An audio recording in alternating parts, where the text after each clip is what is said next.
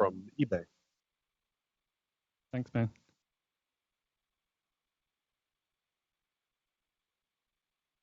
Hello, I'm Han from eBay. Today I'm presenting multi-tenant interconnection inter-DC tunneling with OVN, which is basically a new feature.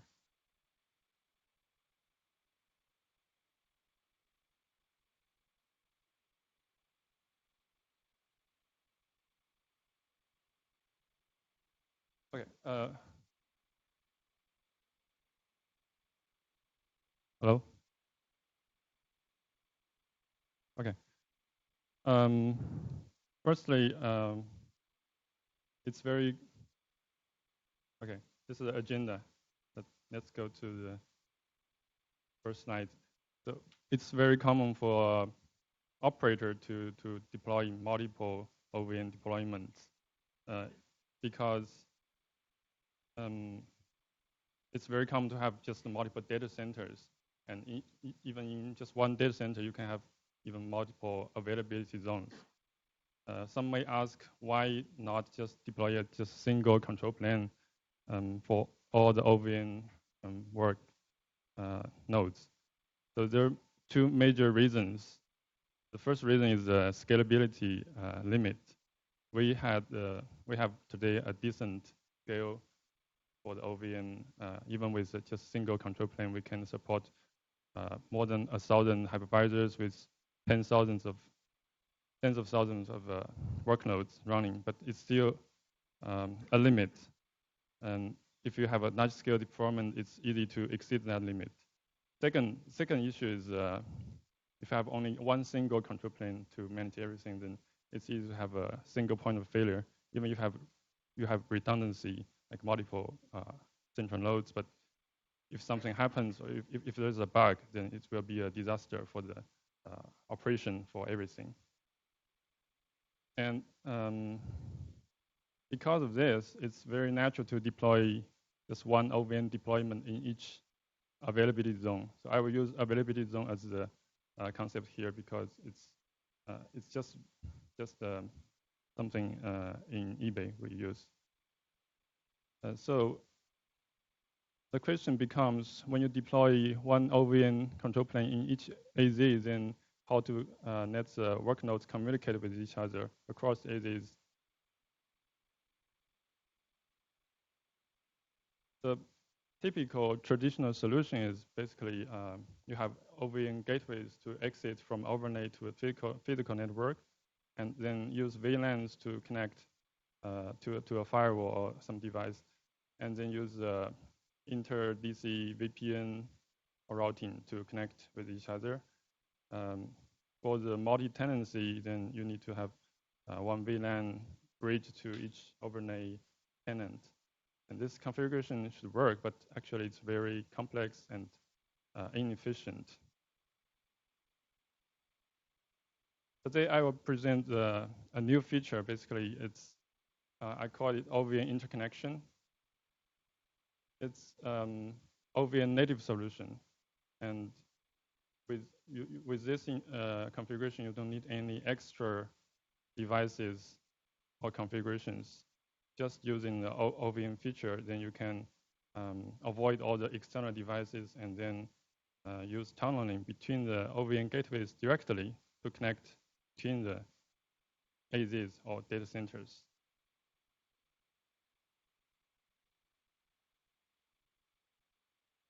And here is a logical topology. If you look at this picture, there's two AZs. One is AZ1, one AZ2, and each AZ there's its own. There's basically two VMs, VM1 and VM2. So if VM1 wants to send the traffic to VM2, the traffic will firstly go to the logic switch 1 on the AZ1, and then which is connected to the logic router 1, and with the default gateway interface. Basically, it's the .1 in the subnet, and then on the logic router 1, you have static routes. So that's to the remote subnet. The next hop is the other side of the IP that is on the logic router 2, which is on AZ2. And in between, there's a transit switch, which is a logic switch connecting these two logic routers in different AZs. And on logic router 2, it's connecting the VM2 with the logic switch 2 on AZ2. Basically, that is just the same thing like in AZ1. And the return traffic will just do the same way from VM2 to VM1. It's very straightforward picture. And this picture shows the same thing, but with the multi-tenancy. So you can have different tenant with its own independent logic architecture, logic topology, sorry. The thing is, each tenant will have its own transit logic switch, so that the traffic will be completely isolated, even for the interconnection. And each tenant is completely independent, so they can have even overlapping subnets. And that's why we need to have multiple different transit switches, so that they won't conflict with each other. Now let's look at the physical data paths for that logical view. So when VM1 sends traffic to VM2, firstly on the hypervisor, the packet will go through the logical data paths from VM1 to logic switch 1 and logic router 1. And on logic router 1, there's a logic router port, which is attached to the transit switch. This port is special because it's a chassis redirect port, which means it's physically banded on the gateway chassis. So because of this information, the hypervisor will forward the packet to the gateway node through the tunnel. And on the gateway node, it continues with the logic router port, logic router pipeline. And from logic router port 1, it figure out next hop is connected to the remote logic port, and which is connected by the transit switch pipeline. So gateway on the AZ1 will need to have that remote logic port information, and also has the remote gateway binding information, so that it can forward the packet from this AZ to another AZ on between the gateways through a tunnel. And when the packet reaches the AZ2, then it continues with the pipeline. Basically, on the gateway, you have a transit logic switch, and then logic router, and then logic switch 2. Because everything is distributed, so the gateway has all the information. And then it figures out the destination VM2 is on the hypervisor on the AZ2, so it's forwarded to the tunnel. And then the return traffic is just going the reverse direction.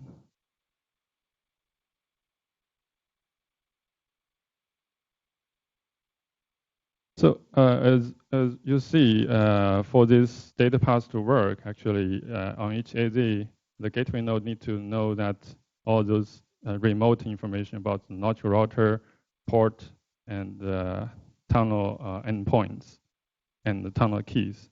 So how to make this program on different AZs for the remote counterpart is through this control plane design. This picture is an overview of the control plane. Basically, we introduce global DBs for the storing the information, exchanging information between the AZs. We have 2 DBs. First one is interconnection northbound DB called ICMB. It stores just information about the transit switches. It's stored in the northbound DB because the northbound DB is supposed to be used by the end user or cloud management system, while the southbound DB is the second DB, interconnection southbound DB, the second new global DB. This one is supposed to be read and write only by the OVN components instead of by the end user or the cloud management system. In the southbound DB, we store the gateways and encapsulations information, and also the port bandings for the logic router port for interconnection, and their tunnel keys. And also, we store the transit switch tunnel keys for the data path. The tunnel keys has to be there in the global DBs because this key is the thing that shared between all the AZs, so that different AZs, when they communicate with each other, they can understand what the data path and what's the logic port information. The keys has to be common between all the AZs. And finally, we'll store the routes. The routes is actually can be manually programmed or manually configured on different AZs logic routers, but it's just much more convenient if we have a common DB to store this information automatically share between the AZs, so that you don't have to manually configure back and forth for the peers between each other. And then we have a new component which is called OVN interconnection controller. It's OVN IC. It's in the same position as the OVN North-D. It's just a different daemon. The purpose is dedicated for the interconnection database interconnection operations. And the first role of that component is to generate unique tunnel keys. And second part is about exchanging the data between the AZs and global DBs.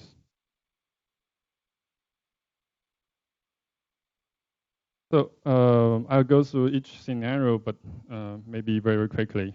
The first one is about AZ registration.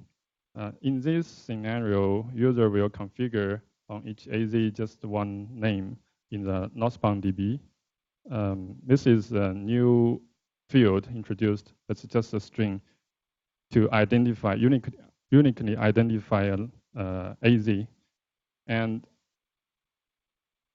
with this information, OVN IC controller will register to the central IC southbound DB, and all the other AZs will learn this information. It's pretty straightforward. And the second one is about how the gateway information is propagated through the different AZs. So we introduced one new command in the, it's just basically one external ID. Using that same command to set external IDs, you can set this new ID, which is called OVN is interconnect. So if you have a chassis dedicated as interconnection gateway node, then you just need to set this flag as true. Then OVN controller, which is running on the chassis or on the interconnection gateway, will learn this information and populate to southbound DB, and then the OVN interconnection controller will populate to the global southbound DB. And then other AZs will learn that, okay, there's a new interconnection gateway created on that remote AZ, then I will just learn that information.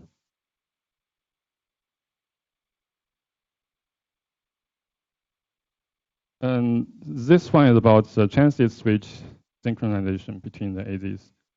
This is the second thing that you need to configure. So basically, I forgot to introduce that there's not much things you need to really configure for the interconnection to work. It's just two things. The one thing is the previously I said about specify a gateway node. And then this is one you need to create for a transit switch that is interconnecting between the AZs as logically. So for each, if you have multi-tenant, then for each tenant, you may just create one transit switch. That's all you need. And when this information is created by a user in the global northbound DB, then all the AZs OVN IC controller will just learn that information and allocate tunnel keys for that. There's a trick here because you don't want to have conflict keys between the global transit logic switch and its some local logic switch on the AZ level. Then because we have this 24 bits tunnel key space, it's a huge space. We just use a small portion of that space to dedicate to the global tunnel, global data paths.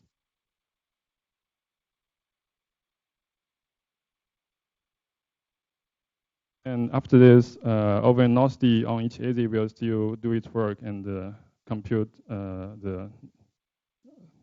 accordingly to the translate the new data path to a southbound data path. From NOSD's point of view, it's just a regular logic switch. It doesn't know if it's nothing quite different from a regular logic switch. And this might be the most complex part, is the port binding sync. So when a logic router port is created by a user in one AZ, then if it's attached to the transit switch, that means this logic router port is for the interconnection purpose.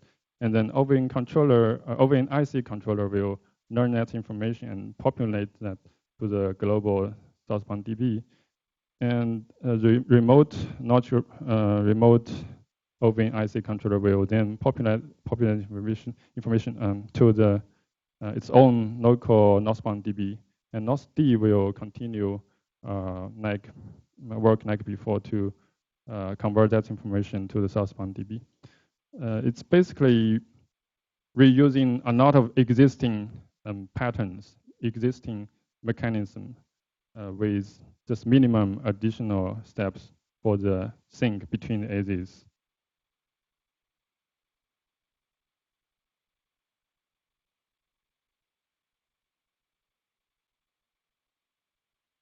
And finally, the route advertisement.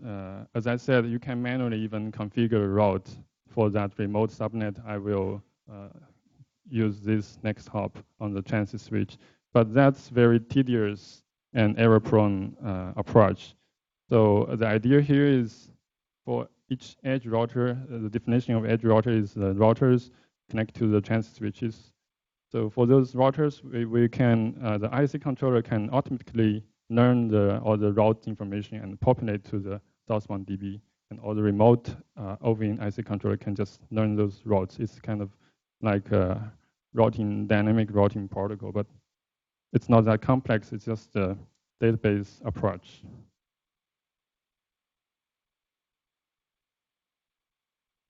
Now I've finished the basic feature introduction, and I have two gateway-related issues to discuss. The first one is gateway HA.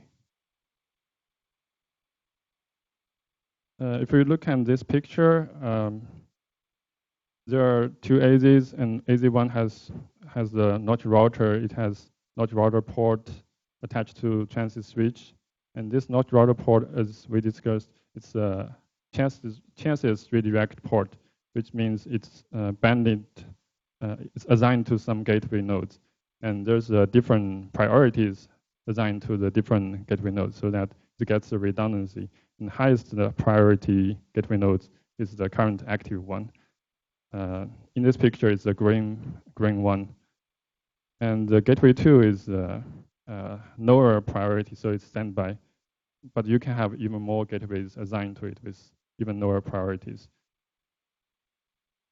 Then, with the current mechanism, because we have BFD sessions running between the gateway 1 and the gateway 2, so if gateway 1 is down, then gateway 2 will notice that and realize that I'm currently the highest level, highest priority node for that notch router port. So it will just take over.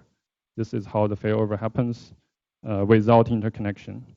But actually, fortunately, that mechanism just works for interconnection, because when the failover happens in the AZ level, the OVN controller running on the gateway node will populate the information to the southbound DB. And southbound DB will have the notch port binding information updated with the new chassis. And this information will be learned by the OVN interconnection controller and populate to the interconnection southbound DB, the global southbound DB. And because of this, the remote AZ OVN IC controller will propagate this information to its own AZ level southbound DB. And the remote gateway node has the OVN controller learn this information. So it will also update its open flow rules on that gateway node for this notch router port. And so because of this, the remote side also will acknowledge this change, and the traffic will go through the new gateway node. Basically, that's we don't need to do anything to support doing anything extra to support the redundancy of the interconnection for the gateway. But another problem is about the node balancing problem. In this example, each AZ has 2 routers and with 2 gateway nodes. It doesn't have to be one-to-one mapping, but this example just shows. So router 1 has router port 1, which is running on gateway 1, and router 2 has port 2 on gateway 2 for simplicity. So it can happen that there are different subnets hosted by different routers, but only traffic between from AZ1 notch router 1 to that subnet behind AZ2's notch router 2 has the most traffic. So that 2 gateway nodes will be in the red color will be mostly heavily overnoded. There's ways you can maybe distribute, divide this subnet into smaller chunks with different routers, but that approach is not going to scale because you cannot predict which one is taking traffic. Even one IP or one server could take a lot of traffic from different clients. So the solution is we introduced 2 tiers of routers. In router 1, in tier 1 router, we have just everything connected and with the default routes. But here, what's special here is we have 2 default routes, same prefix, but different next hops. So we have, in tier 2, we have 2 routers, router LR1, LR2. So the default route on tier 1 router will point into next hop to these 2 different routers specifically. And we hope this ECMP mechanism can work there so that for the same prefix, you have different next hop, then the traffic can be hashed based on the 5 tuples of a packet to evenly distributed to different next hops. So same thing here in the notch router 1, on the tier 2 of the notch router 1 in the AZ1, we have changed the static routes with same prefix for the remote subnet, but different next hops, which is a different interconnection and remote port on different gateway nodes of the AZ2. So if we have the ECMP route here, then definitely the traffic will be evenly distributed because each subnet can be, any subnet can be routed by any gateway node. Again, this is a new feature. So the idea is basically we'll introduce a new logic flow action I call it Synect. So it is going to Synect among a list of IDs, basically integers, probably with some weight, but in this current use case, we can ignore the weight. And it's based on the OpenFlow action, group action. It's doing a hash based on 5 tuples and then select one field from the list. And then with this action, we have a new stage called IP routing ECMP in the logic router pipeline. In the original, in NorthD, firstly, we'll group the static routes. For the routes with the same prefix, we'll group them together and record the different next hops. And for each group, we'll assign an ID. And for each member in one group, we'll also assign a member ID. And we'll use that select action to select within a group, select a member on the original IP routing stage. So in this table, we'll select the member ID. And then in the new stage, we'll introduce the flows that maps both group ID and member ID, then take the specific actions it would take before to route to the next hop. And with this implementation, then, so I forgot to tell that this feature is still under implementation. The coding is almost there. I probably send the patch in 1 or 2 weeks, but it's not there yet. With this implementation, let's look at the failover scenario again. So before the failover, it's the same picture as before. And if the gateway 1 on the AZ2 has some problem, and as we discussed, the notch router port will fail over to another gateway node. The advantage of this approach is there's nothing to be changed in the ECMP hash bucket because the notch port doesn't disappear, even though the gateway node hosting that notch port is done. But for the OVN logic objects, everything's still alive. So it's not like the traditional ECMP. Maybe the router is running a routing protocol and then detect that the next hop is done, then the hash bucket will be rehashed. Some existing traffic may be impacted, but with this approach, there's zero impact to the existing flows.